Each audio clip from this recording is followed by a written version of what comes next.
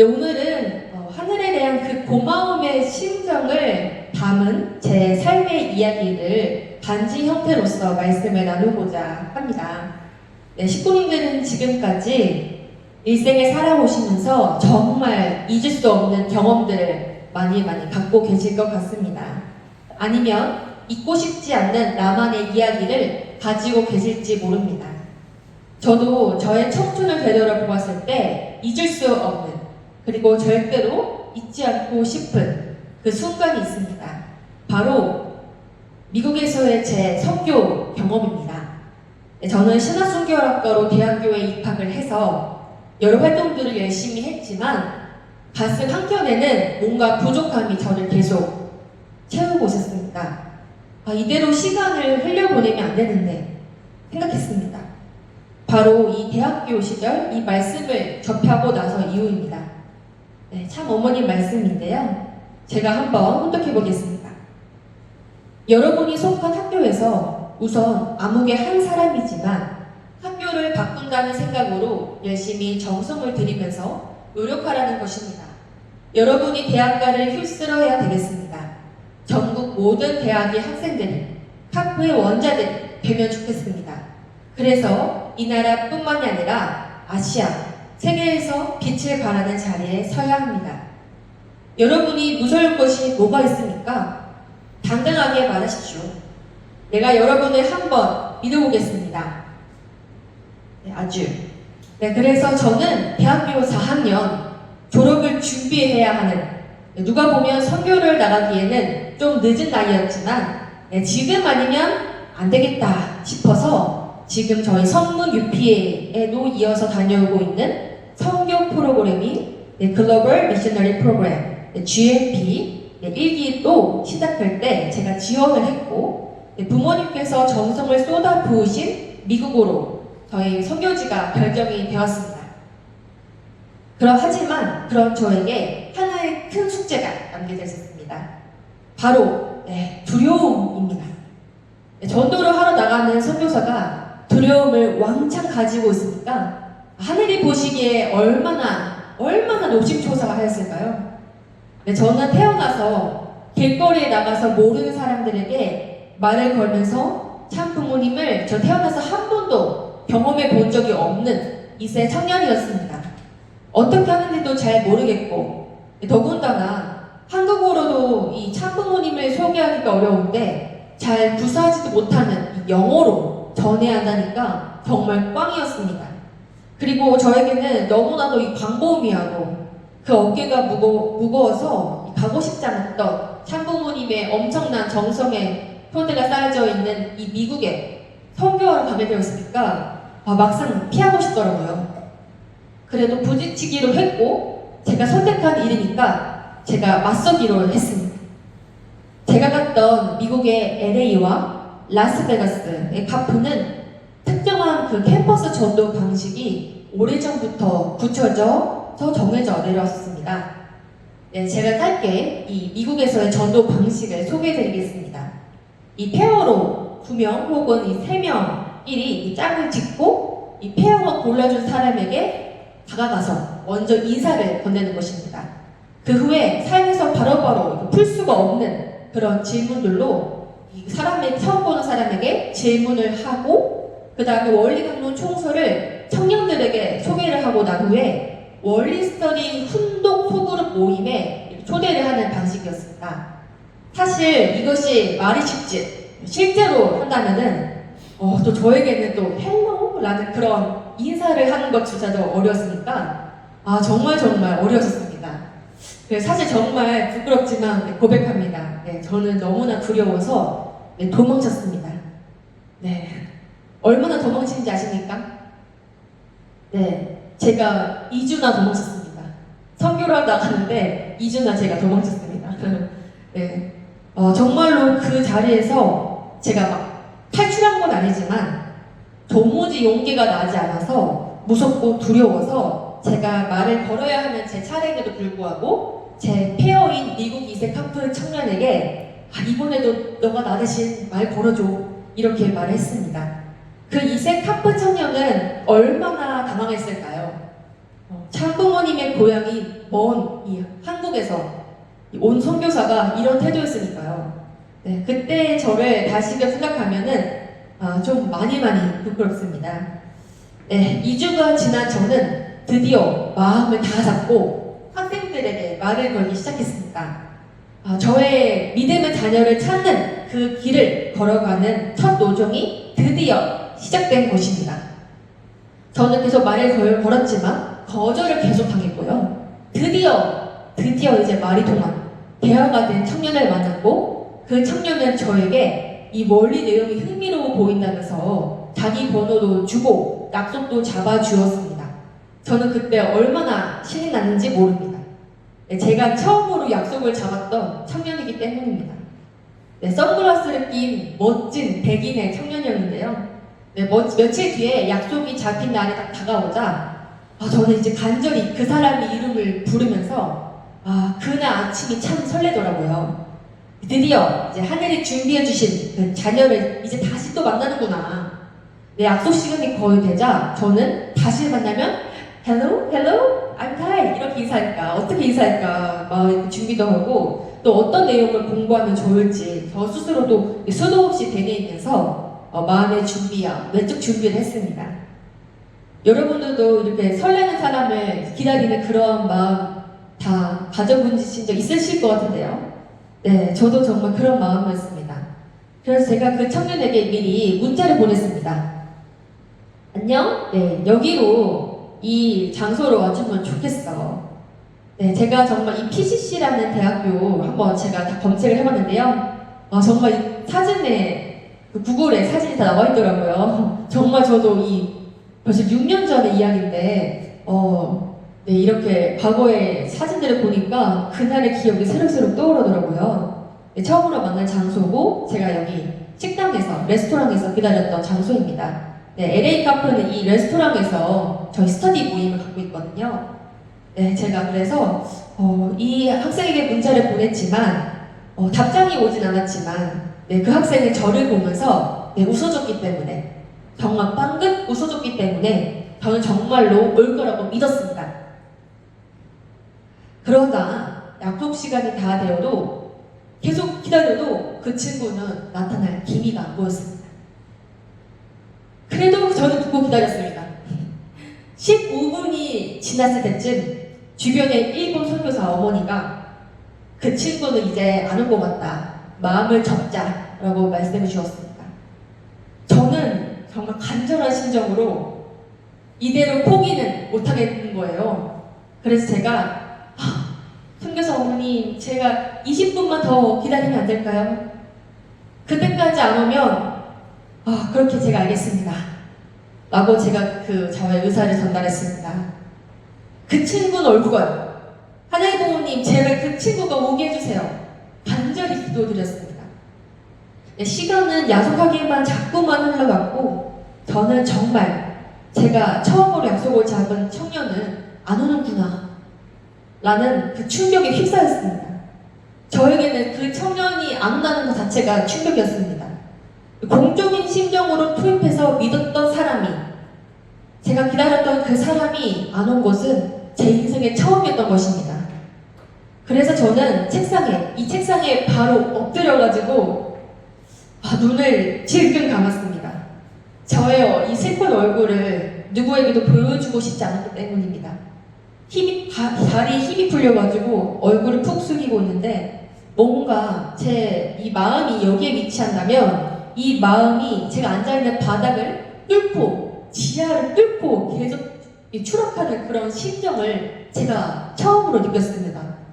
그리고 정말 이 가슴에 이제 찌릿찌릿 아픈 통증이 느껴지더라고요.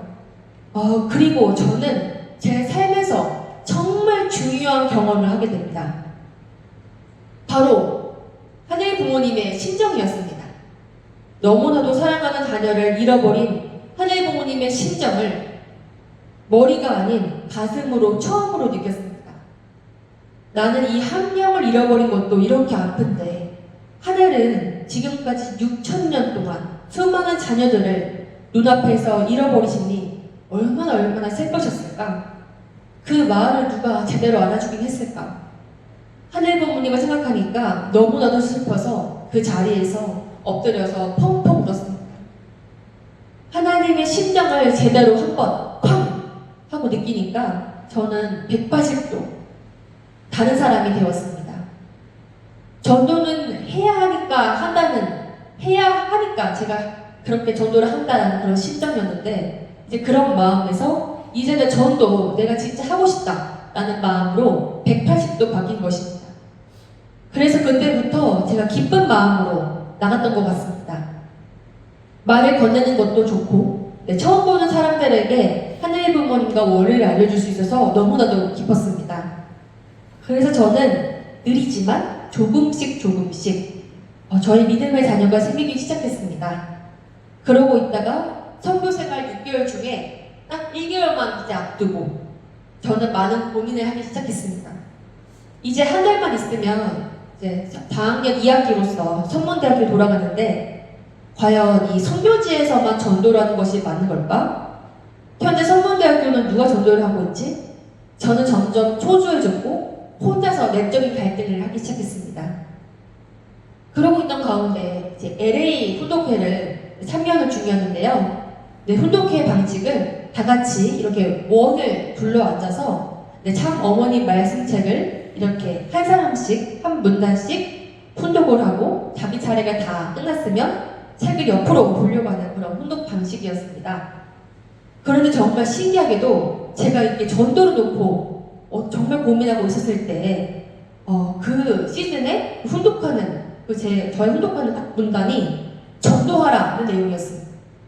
너무 놀라서 우연일 거야 라는 생각을 했었는데, 그 다음 날에도 전도해라, 책임을 다해야 한다는 식의 말씀이 저에게 또 찾아온 것입니다. 제가 훈독하기 전에 사람들은 그 전도라는 메시지가 없었는데, 제가 딱 훈독을 해야 하는 그 말씀에는 딱 저에게만 전도해라라는 말씀이 다가오니까 스스로 얼마나 놀랐는지 모릅니다. 저는 그제서야 이게 우연이 아니구나, 하늘이 나에게 선문대학교에서 전도를 하라는 메시지구나, 이런 메시지를 전달하고 싶으시구나를 깨닫게 되었습니다. 하지만 이제 혼자서 전도를 어떻게 할까? 그리고 이 전도의 방법은 이제 LA니까 가능할 거야 라고 저를 사탄이 많이 유혹했습니다. 그래서 그래도 어떻게든 해볼까? 라는 마음이 있었지만 이렇게 본심은 저에게 이렇게 말했습니다. 야, 그래도 너가 혼자서 전도를 해봐. 이런 본심이랑, 그리고 사심은 한국에서는 종교에 대해서 너무 싫어해. 보수적이야. 이거 미국이니까 가능한 거야. 어떻게 혼자서 하니? 라는 사심의 말씀, 그런 마음이 제 안에서 계속 갈등하고 있었습니다. 그러고 있다가 또 이제 훈독회를 하는데, 저에게 또 찾아온 어머님의 말씀은 이렇게 갈등하는 저를 다그치시는 것입니다. 혼자서라도 할 수 있습니다 라는 그런 말씀이었습니다. 참 부모님께서 니고선이를 하셨을 때 혼자였지만 하늘 때까지 중심에 맞추니까 가능했다라는 그런 말씀이었습니다. 저는 정말 이 망치를 뒤에서 탁 하고 얻어맞은 그런 기분이었습니다. 머리가 띵 하고 해지더니 주저앉으면서 기도를 하는데, 정말 이 회개의 기도로 눈물을 펑펑 쏟았습니다. 하늘 부모님 정말 죄송합니다. 하늘을 계속 알려주고 싶으셨는데 제가 그 마음을 지금에서야 알아들었습니다. 제가 선문대학교 돌아가면 피하지 않고 전도를 하겠습니다. 해내겠습니다 라고 결의의 기도를 드렸습니다. 이 사진은 이제 10일 전에 참부모님 성원 64주년 기념 축승회 때 오랜만에 만난 LA 멤버들인데요. 반갑게 인사를 나누고 찍은 사진입니다. 한국 선교단이 이제 한국의 선교를 마치고 전도를 이제 다 마치고 돌아가게 되니까 미국 LA의 카프 선교단의 캡틴 나우코상이 있습니다. 이 나우코상이 딱 사진에 보이듯이 있는데요. 이 나우코상이 이제 저희를 선교단을 마무리 식사로서 당신의 집에 초대해 주었습니다. 제가 전도를 놓고 한참 고민하고 있던 제 마음을 어떻게 알았는지 나우코상이 제 눈을 탁 보시고 다해, 선문대에서 전도해야죠 이렇게 말해주었습니다. 사실 전도는 해야 되는 거야 아는데 어떻게 실천해야 하나 막막했던 저에게 그런 말씀해 주시니까 눈물이 왈칵 쏟아져 내렸습니다. 그리고 그동안 홍동회에서 있었던 일을 고백했습니다. 나훈고상은 LA에서 했던 방식 그대로 해라 라고 말씀해 주셨습니다. 그래서 저는 결심했습니다. 저는 될지 안 될지 고민하는 것보다 내가 그렇게 했느냐 안 했느냐 하는 참부모님의 말씀을 중심하고 이 LA 전도 방법이 통할지 안 통할지 잘 모르겠지만 한번 부딪혀보자 라는 심정으로 한국어를 그대로 번역해서 같이 미국에서 선교 나갔던 그 일본 학생과 단 2명이서 성문대학교 내에서 노방전도를 시작할 수 있었습니다. 네, 그러나 시작과 동시에 나훈고상이 당부한 말씀이 뇌리에 스쳐 지나갔습니다. 네, 처음에는 실적이 바로 나오지 않을 거예요. 실적이 나오려면 정성이 계속 쌓여야 돼요. 정성을 들일 때 절대로 포기하면 안 돼요. LA 캠프도 지금의 규모가 있기까지 정말 힘들었습니다.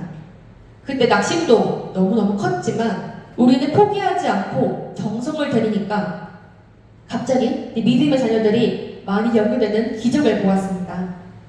다혜 너도 성문대학교에서 최소 6개월은 아무런 결과가 나오지 않더라도 정말 절대로 포기하지 마세요. 다 정성이 쌓이고 있습니다. 빛을 발하게 될 거예요. 라고 저에게 나훈고상이 말해줬던 그 말씀이 탁 스치더라고요. 그래서 사람들이 제가 성문대학교에서 전도를 하고 있었지만 정말 차갑게 매정하게 제 말을 무시하고 듣지 않아도 포기만 하지 말자 라고 생각했습니다. 그런 마음을 가졌는데 얼마 지나지 않아서 제가 전도 나간 지 3일 만에 하늘인 선물을 주셨습니다. 바로 문채연이라는 제 믿음의 자녀를 연결시켜 주었습니다. 네, 문채연 학생은 그날따라 수업을 이제 쉬고 싶다는 생각이 들어서 땡땡이를 치고 이제 간식으로 와플을 벤치에 앉아서 먹다가 저를 우연히 만나게 된 것입니다. 저는 이제 성문대학교 설립자이신 참 부모님, 참 아버님을 소개하니까 나도 문채연, 네, 문씨인데 정말 뭔가 가족이 아닐까 이런 말을 하는 거예요. 같은 가문이 아닐까요? 이렇게 말하면서 자기가 이렇게 성문대학교 온 이유도 자기 친아버지가 이 성문대학교가 이제 문선명 한한자 총재가 지었으니 가봐라 라고 소개했다는 곳입니다.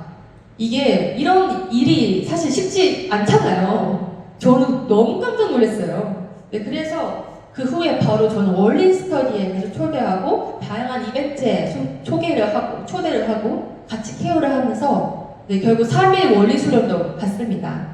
네, 채연이는 지금도 저와 연결이 되어 있고 가장 최근에는 다혜 언니가 한번 통일교회 예배 오라고 하면은 나는 열려있는 마음이니까 불교지만 갈게 라는 이런 작은 기적이 일어날 수 있었습니다.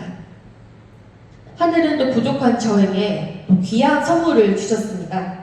바로 하늘 부모님, 참 부모님을 위해 투입하겠습니다. 그리고 정성을 모으겠습니다. 라고 2세 전도단을 성문대학교에서 꾸려주셨습니다.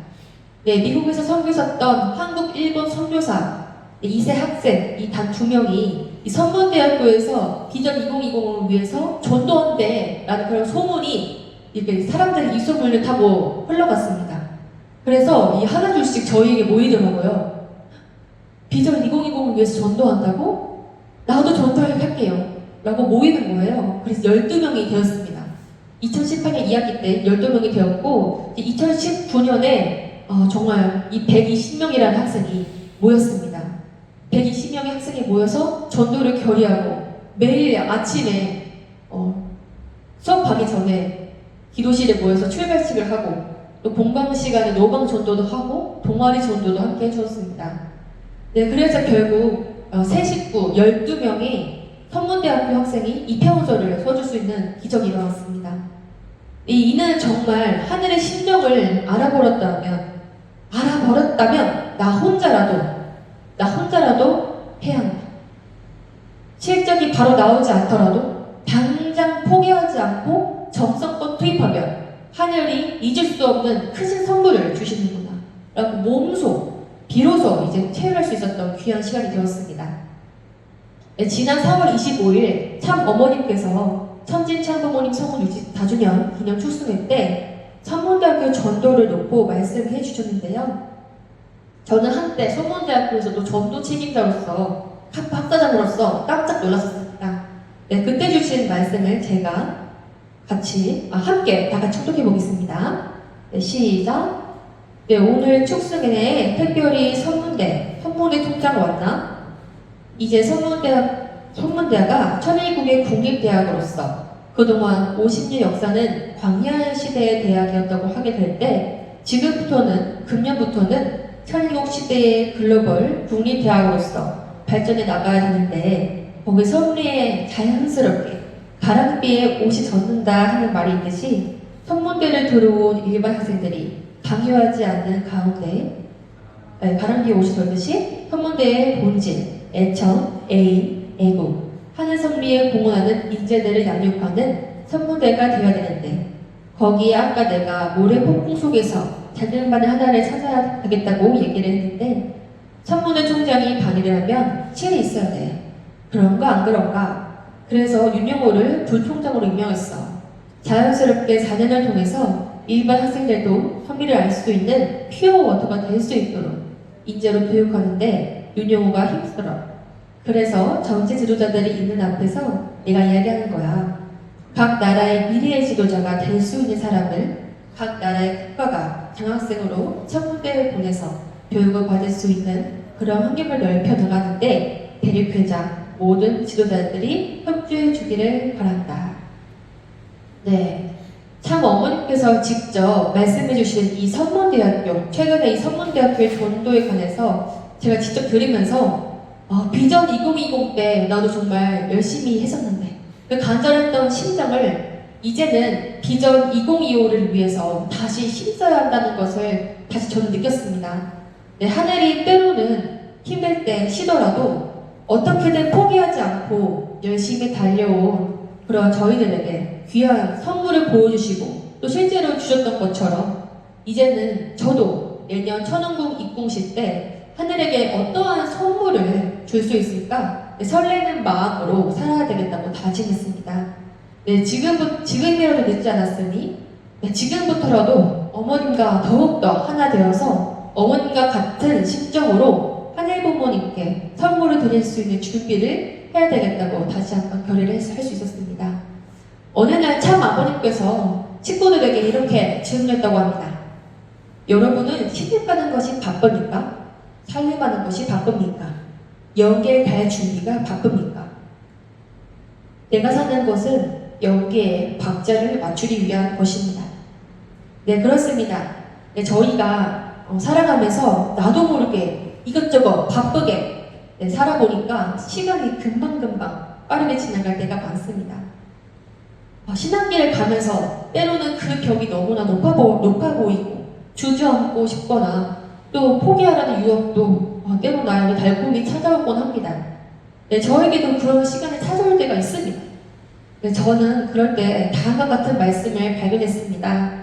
아니, 그 말씀을 하늘이 알려주셨습니다.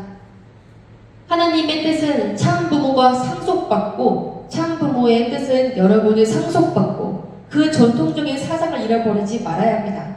그 전통적인 사상은 무엇이냐?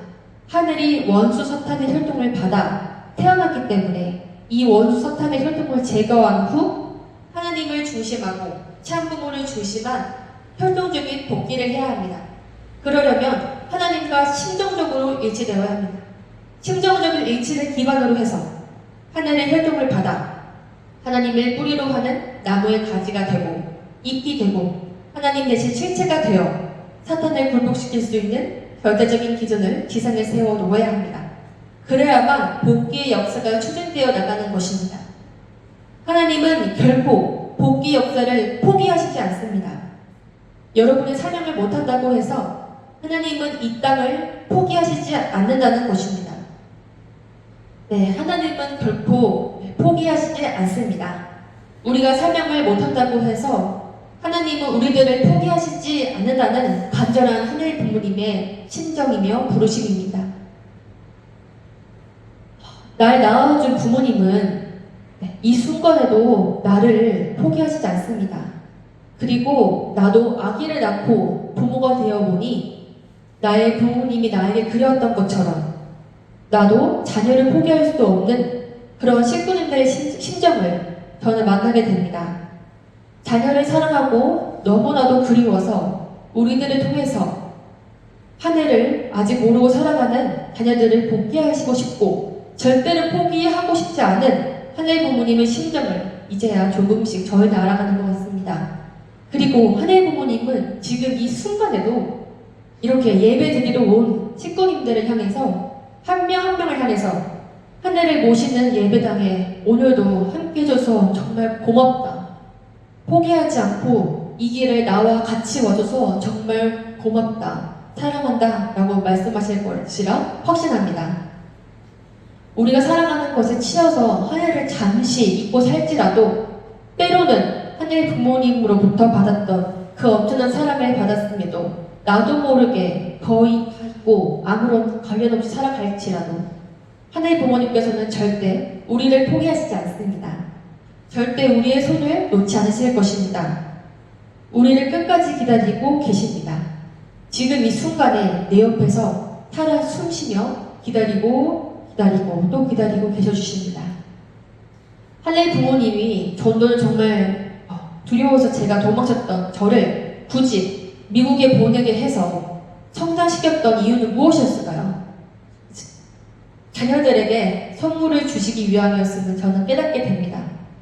하늘과 심정적으로 더 거리를 가깝게 해서 하늘 부모님이 심정을 체험하도록 하고 그 크신 귀한 사랑을 느끼도록 하는 것이었습니다.